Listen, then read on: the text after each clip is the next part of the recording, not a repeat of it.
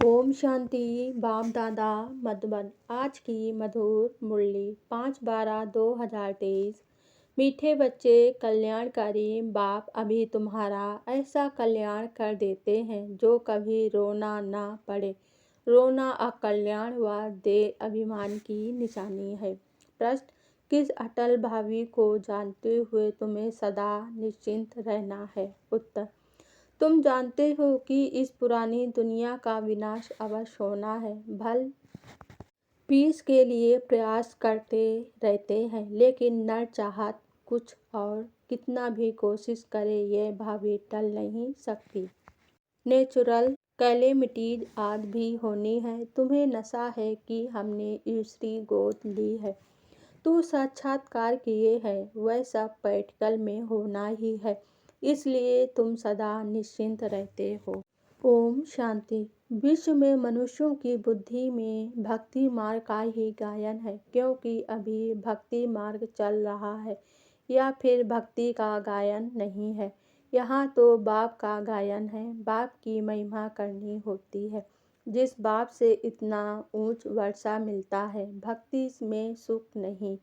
भक्ति में रहते हुए भी याद तो स्वर्ग को करते हैं ना। मनुष्य मरते हैं तो कहते हैं स्वर्गवासी हुआ, तो खुश होना चाहिए।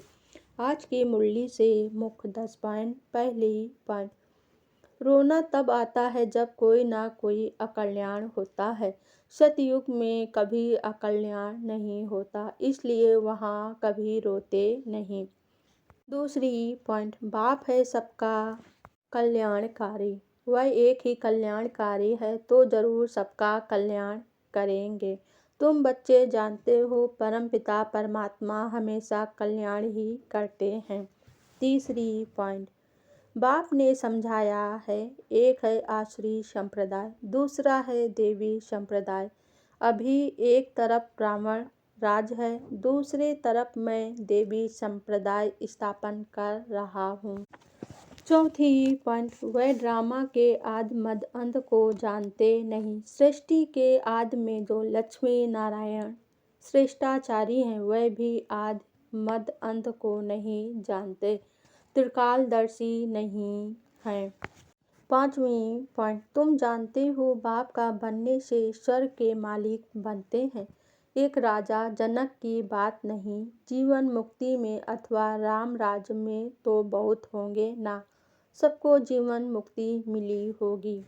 छठवीं पॉइंट, तुम्हारा यह है ईश्वरी परिवार, माता पिता और बच्चे। बाप कहते हैं मैं बच्चों के आगे ही प्रत्यक्ष होता हूँ, बच्चों को सिखाता हूँ।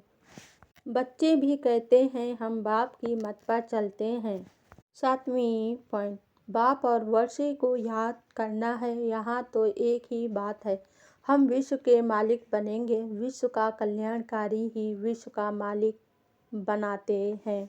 आठवीं पॉइंट, देह अभिमान बहुत गंदा बना देता है। अब तुम देही अभिमानी बनो, शरीर निर्वाह अर्थ कर्म करो, वह तो कर्म सन्यासी बन जाते हैं। यहाँ तो तुमको गृहस्थ व्यवहार में रहना है, बच्चों को संभालना है। नवीं पॉइंट, बाप को कितने बच्चे हैं, फिर उनमें कोई सपूत है कोई कपूत है, नाम बदनाम करते हैं, काला मुंह कर देते हैं। बाप कहते हैं काला मुंह नहीं करो। बच्चा बना और फिर काला मुंह करते हो, कुल कलंकित बनते हो। 10वीं पॉइंट, जो सर्विस का सबूत नहीं दिखाते उनको तो लज्जा आनी चाहिए। अगर 10 नए आए और 8-10 मर गए तो इसमें फ़ायदा क्या हुआ। अच्छा, धारणा के लिए मुख्तार। पहली पॉइंट, शरीर निर्वाह अर्थ काम करते देही अभिमानी रहने का अभ्यास करना है। किसी भी परिस्थिति में रोना व देह अभिमान में नहीं आना है। दूसरी पॉइंट, श्रीमत पर अपना और दूसरों का कल्याण करना है। सपूत बन बाप का नाम बाला करना है। वरदान आज बाबा ने दिया, व्यर्थ संकल्पों को सामर्थ्य में परिवर्तित कर सहज योगी बनने वाली सामर्थ्य आत्मा भव। कई बच्चे सोचते हैं कि मेरा पाठ तो इतना दिखाई नहीं देता, योग तो लगता नहीं, अशरीरी होते नहीं। यह है व्यर्थ संकल्प। इन संकल्पों को परिवर्तित कर समर्थ संकल्प करो कि याद तो मेरा स्वधर्म है। मैं ही कल्प कल्प का सहज योगी हूँ। मैं योगी नहीं बनूंगा तो कौन बनेगा। कभी ऐसे नहीं सोचो कि क्या करूँ, मेरा शरीर तो चल नहीं सकता, यह पुराना शरीर तो बेकार है। नहीं, वाह वाह के संकल्प करो, कमाल गाओ, इस अंतिम शरीर की तो समर्थी आ जाएगी।